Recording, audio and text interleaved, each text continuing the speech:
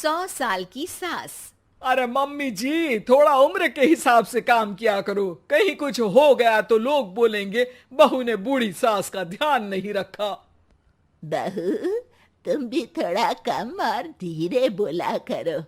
कहीं चिल्लाते हुए कभी कुछ हो गया तो वही लोग बोलेंगे 100 साल की सास भली चंगी बैठी है और बहू बेचारी चलती बनी। वैसे मम्मी जी, दादी बिल्कुल ठीक बोल रही हैं। हैं? क्या ठीक बोल रही है? वो जो कुछ भी बोले वो सास है, पर तुम क्यों बोल रही हो? बहू होकर सास से जुबान लड़ाओगी क्या? ऐसा बोलते हुए निर्मला को धसका उठ जाता है। कहा था ना, मत चिल्ला मत चिल्ला। तुझे बिना सास और बहू से जुबान लड़ाए बिना शांति नहीं मिलती। अरे माँ, दादी की बात सुन लिया करो, तुम्हारे भले के लिए बोलती है ना। अरे कोई भला नहीं, इन्हें बस मुझे परेशान और शो ऑफ करने का शौक है। हाँ। चल झूठी। इस परिवार में 3 पीढ़ी की औरतें रहती है, जिनका हर समय कोई ना कोई अलग ड्रामा चलता ही रहता है, जिससे और किसी का पता नहीं, लेकिन सूरज बहुत परेशान रहता है। माँ, पियाली और दादी, आप तीनों के पास एक दूसरे को सास बहू वाले ताने देने के अलावा कुछ काम हो या नहीं, पर मेरे पास जरूर है। इसीलिए पियाली, जरा लंच ले आओ, मुझे ऑफिस भी जाना होता है। इस पर पियाली सूरज को लंच देती है और वो ऑफिस चला जाता है, जिसके बाद तीनों एक बार फिर अपनी बातों या कह लो कि नोक-झोंक में लग जाती हैं। इसी में दिन बीत जाता है। रात को सूरज के साथ उसके दोस्त भी खाने पर आते हैं। पियाली, मेरे कुछ दोस्त आए हैं। सॉरी, अचानक प्लान बना तो बता नहीं पाया। तुम जल्दी से डिनर बना दो ना। अरे वाह रे आलसी माँ की आलसी बेटी, पहले बिना बताए दोस्तों को घर ले आओ, फिर बोलो जल्दी से डिनर बना दो। इतनी जल्दी है तो खुद बना लो। अरे माता, सब बाद में दिखा देना, अभी खाना बना दो ना प्लीज। ऐसा बोल के सूरज दोस्तों के पास जाकर बैठ जाता है और पियाली डिनर की टेंशन में अपनी सास के पास पहुंच जाती है, जो अपने कमरे में आराम कर रही होती है। मम्मी, सूरज अचानक दोस्तों को घर ले आए हैं, क्या करूं अब? कुछ ऐसा बताओ ना जो जल्दी बन जाए और सर्व करते हुए भी अच्छा लगे। अरे रेस्टोरेंट से मंगा ले, दोबारा परेशान मत करना, सोने दे मुझे। इतने में दादी सास भी वहां आ जाती है। वाह, आलसी का आइडिया भी उसी की तरह बेकार है। कोरोना में बाहर से खाना मंगाएंगे। बहू, तुम सो ही जाओ, वही काम अच्छे से कर सकती हो। चल पियाली, मैं बताती हूँ क्या करना है।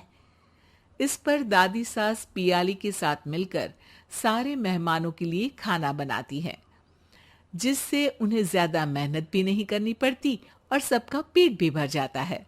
दादी के इस आइडिया से पियाली और सूरज बहुत इम्प्रेस हो जाते हैं। दादी, क्या यही खाना आपकी इस उम्र में इतना एक्टिव रहने और एंडलेस लाइफ का राज है? वैसे दादी ने आज तक राज किसी को बताया नहीं। इन्होंने ससुर जी तक को नहीं बताया, तभी तो वो ऊपर पहुंच गए और ये अभी तक यही है। तेरी सास मेरे ऊपर पहुंचने का ही इंतजार कर रही है, पर इस आलसी का ये सपना पूरा नहीं होने वाला। क्यों जी, अमर होने का वरदान लेकर आई हो क्या?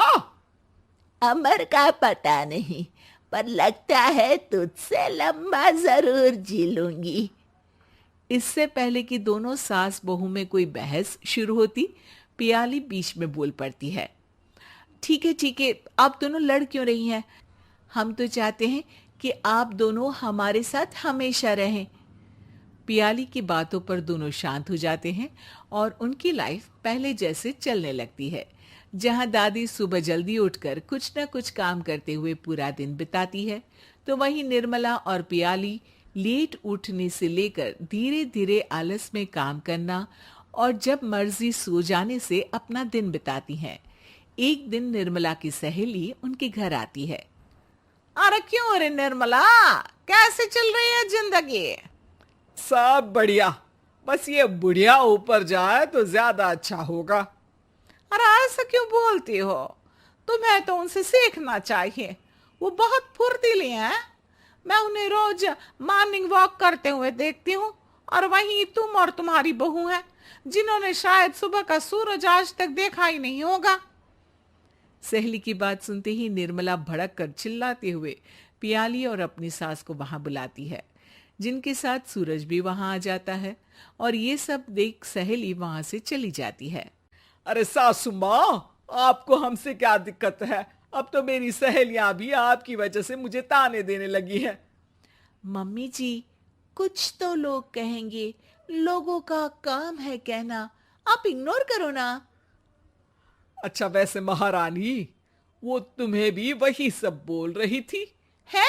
मैंने क्या किया? अरे किलस क्यों रही हो? अब तो समझो और अपना लाइफस्टाइल सुधारो। ओ मोरी मैया, अब हमारा लाइफस्टाइल भी खराब हो गया क्या?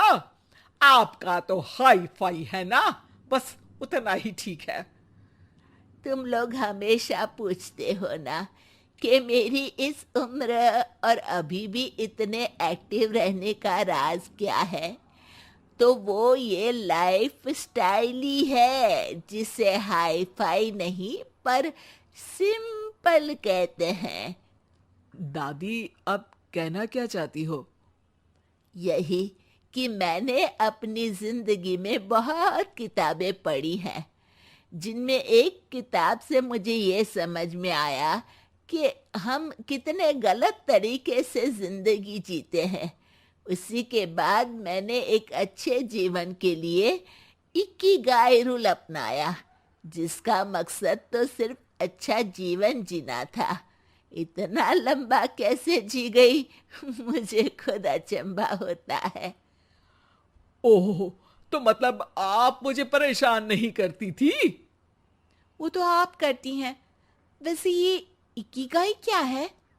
थोड़ी रिसर्च खुद भी कर लो आलसियों, सब मैं ही बता दूं क्या?